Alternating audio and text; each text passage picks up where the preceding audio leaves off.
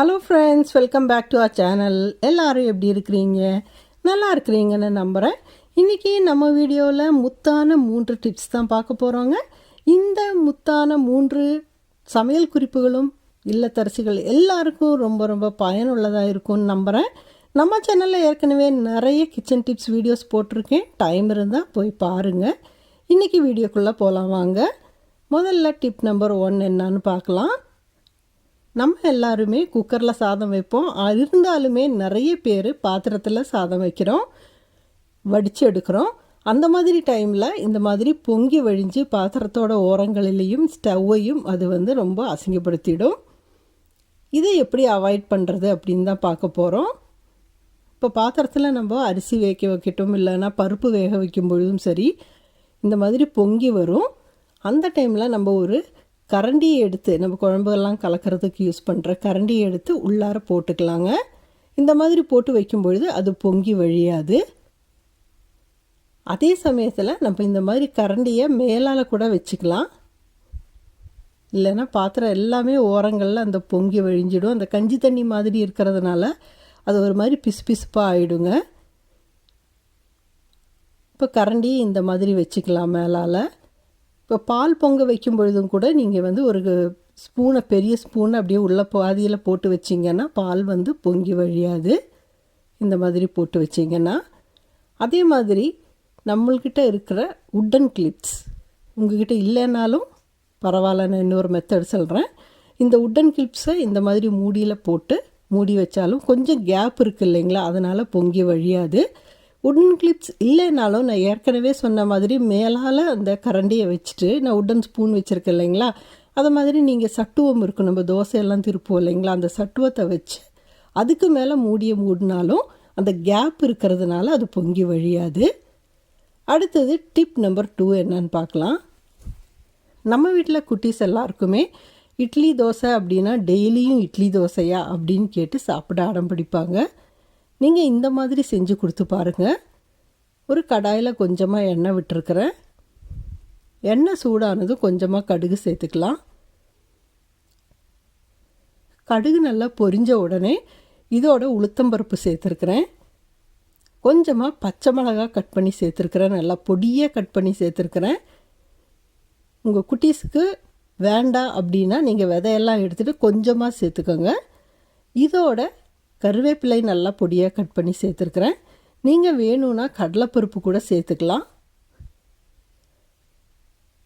உளுந்து நல்லா பொரிஞ்ச உடனே இதை நம்ம இட்லி மாவு, இட்லி தோசை மாவு இருக்கு இல்லைங்களா, அந்த மாவு தான் எடுத்து வச்சுருக்கிறேன், அதோடு சேர்த்துக்கலாம். நமக்கு எந்த அளவுக்கு வேணுமோ அந்த அளவுக்கு மாவு எடுத்துகிட்டு அதோடு இதை சேர்த்துக்கலாம். நம்ம குழிப்பணியாரம் செய்யும்போது கூட இந்த மாதிரி செய்வோம். அதில் வெங்காயம் எல்லாம் சேர்ப்போம்.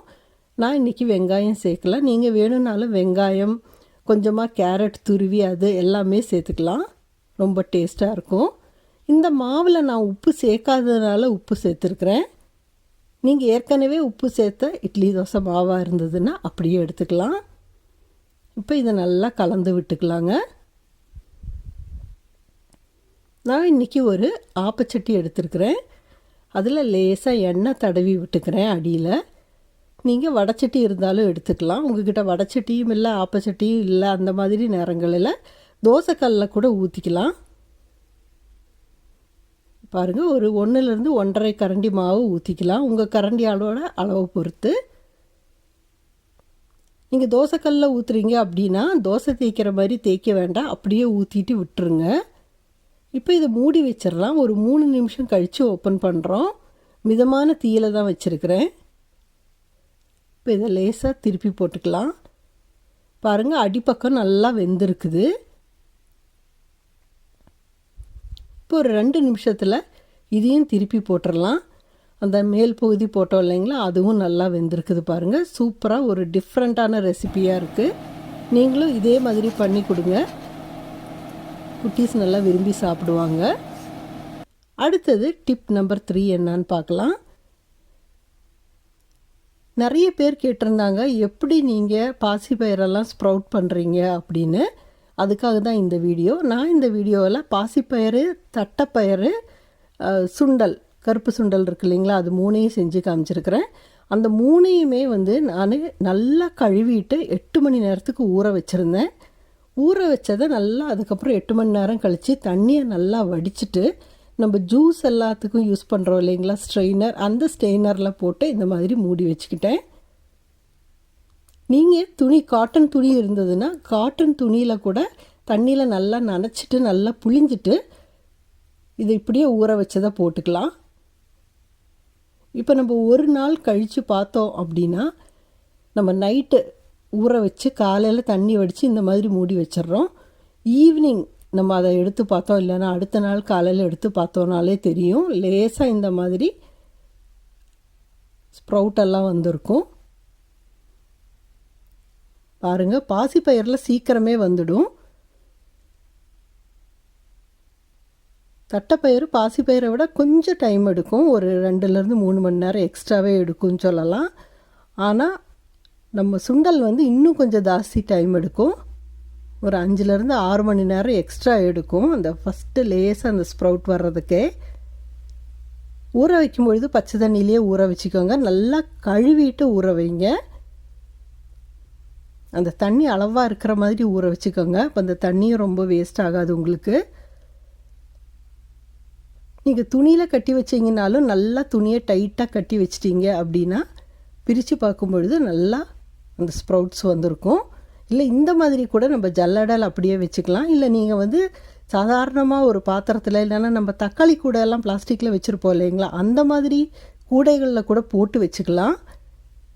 காத்தோட்டமாகவும் இருக்கும், சீக்கிரமாகவே அந்த ஸ்ப்ரவுட் வந்துடும். இந்த மாதிரி பண்ணி வைக்கும்பொழுது நம்மளுக்கு அவசரத்துக்கு எந்த ரெசிபினாலும் பண்ணிக்கலாங்க. சுண்டலெல்லாம் ஏற்கனவே ஊற வச்சு ஸ்ப்ரவுட் பண்ணது, அதனால் சீக்கிரமாகவே வெந்துடும். நான் ஏற்கனவே க்ரீன் கிராம் வச்சு ஒரு 5 டிஃப்ரெண்ட் ஹெல்த்தி ரெசிபீஸ் போட்டிருக்கிறேன். அந்த வீடியோவோட லிங்க்கை வந்து நான் டிஸ்கிரிப்ஷன் பாக்ஸில் கொடுக்குறேன், உங்களுக்கு டைம் இருந்தால் பாருங்கள். இன்றைக்கும் ஒரு சூப்பரான ஒரு தோசை தான் பண்ணி காமிக்கிறேன். ஃபெர்மெண்டேஷன் எதுவுமே பண்ணாமல் சூப்பராக ஒரு முளைக்கட்டிய பாசிப்பயிரை வச்சு தோசை பண்ணலாம் எப்படி அப்படின்னு தான் காமிச்சிருக்கிறேன். இதுக்காக 1 கப் அளவிற்கு இந்த முளைக்கட்டின பாசிப்பயிரை எடுத்துருக்கிறேன். நம்ம ஸ்ப்ரவுட் பண்ணி ஃப்ரிட்ஜில் வச்சுக்கிட்டோன்னா 1 வாரம் வரைக்கும் வைக்கலாம். இப்போ இதோட கொஞ்சமாக ஜீரகமும் 1 பச்சை மிளகாயும் சேர்த்துருக்குறேன், சின்ன துண்டு இஞ்சி சேர்த்துருக்குறேன், தேவையான அளவு உப்பு சேர்த்துருக்குறேன். இப்போ இது எல்லாத்தையும் சேர்த்து நல்லா அரைச்சிக்கலாம். திடீர்னு யாராவது வீட்டுக்கு வந்தாங்கன்னா கூட நம்ம இந்த மாதிரி ஏற்கனவே ஸ்ப்ரவுட்டட் க்ரைன் கிராம்ஸ் எல்லாம் வச்சுருந்தோம் அப்படின்னா டக்குன்னு அரைச்சி எடுத்து தோசை ஊற்றிக்கலாம். லேசாக பெருங்காயமும் லேசாக மஞ்சத்தூளும் சேர்த்துருக்குறேன். இதோட கொஞ்சமாக பொடியாக கட் பண்ண பூண்டு சேர்த்துருக்குறேன். பேஸ்ட்டு சேர்க்க வேண்டாம், கட் பண்ணி போடுங்க. இதோட நல்லா பொடியாக கட் பண்ணின வெங்காயமும் சேர்த்துருக்குறேன். இப்போ இது எல்லாத்தையும் சேர்த்து நல்லா கலந்தாச்சு. இது பொங்க வைக்கணும் அப்படிங்கிற அவசியமெல்லாம் இல்லை. உங்களுக்கு மாவு ரொம்ப திக்காக இருக்கிற மாதிரி இருந்ததுன்னா ஒரு 1/4 கிளாஸ் அதை விட கம்மியாக தண்ணி சேர்த்து கலந்து பாருங்கள். இப்போ தோசைக்கல் சூடானதும் நம்ம இந்த மாவை ஊற்றிக்கலாம். நல்லா மொறுன்னு சூப்பரான டேஸ்ட்டாக இருக்குங்க. நல்லா ஹெல்த்தியான ரெசிபி கூட, ஏன்னா ஸ்ப்ரவுட்டட் க்ரீன் கிராமில் நம்ம செய்கிறோம். அதனால் அது லேசாக வெந்து வரும்பொழுது லேசாக எண்ணெய் சேர்த்துக்கலாம். இப்போ நம்ம இதை திருப்பி போட்டுக்கலாம்.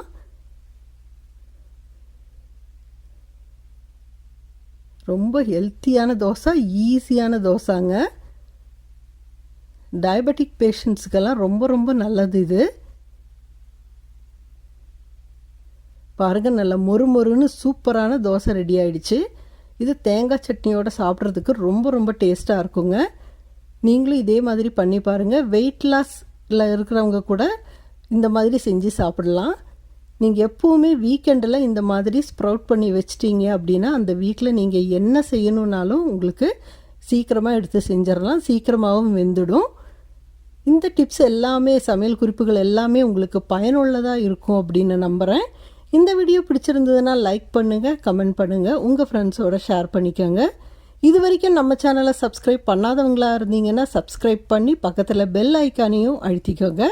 அப்போ தான் நான் போடுற வீடியோஸ் எல்லாமே உங்களுக்கு உடனுக்குடன் நோட்டிஃபிகேஷன் வருங்க.